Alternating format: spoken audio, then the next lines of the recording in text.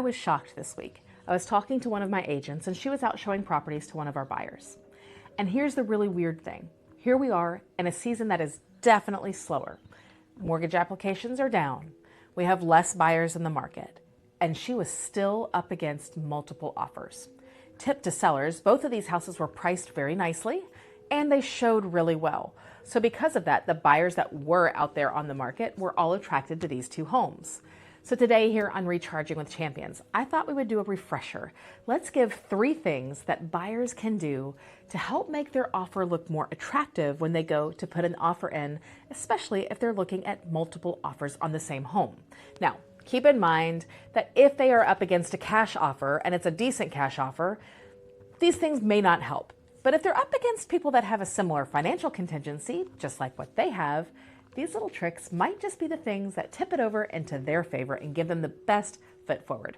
Step 1, make sure that you don't just have a pre-qualified approval letter or a pre-approval. Make sure that the buyer has a fully underwritten and approved approval, where the underwriter has looked at income and assets, and the lender has also maybe made a note of that in the email where they sent the approval over that says, hey, make sure that your seller knows that this borrower has already fully gone through underwriting, their verification of employment is back, and their assets are verified. Something like that is a little cherry on top, that if they were looking at 2 offers that were very similar, but one of them had been fully approved by a lender and the other one was just pre-qualified or pre-approved, that makes a difference. A little tip, a lot of times having a local lender that the other agents know about and the other agents like and respect also helps. Step 2, reduce the contingencies. Don't put multiple contingencies on the offer if you don't have to. So if you've got a house to sell, but you can actually qualify to buy this house and you're comfortable buying this house before you sell said property, either with a bridge loan or maybe you just qualify for both mortgages at the same time, make sure you don't put that it's contingent on your house selling. This is very helpful. If you do have a contingency, make sure that you have your house listed and sold. Not having that house listed and sold and making an offer contingent on your house selling, that's a little bit of a tough stick for a lot of sellers.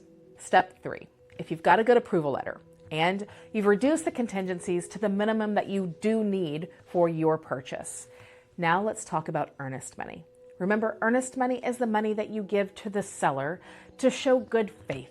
You want to buy their house and you're not going to back out for dumb reasons. You've got your contingency reasons, but outside of those contingencies, in good faith, you're going to buy this house. If you have 2 offers that are very similar, maybe within a couple $1,000s of each other, and one of them has a much larger earnest money deposit, if I'm a seller and I see I'm willing to say, here's $10,000, I'm going to buy your house, versus here's $500, I'm going to buy your house, which one is more all in? That one is more all in. I might be swayed, if the offers are similar, to take the one with the higher earnest money. So make sure you talk to your lender and make sure you talk to your agent to see what number makes sense for your scenario to make sure you're putting your best foot forward. Now, I've got a script for you to use on this subject. So if you don't feel comfortable just saying everything that I just went through, don't worry.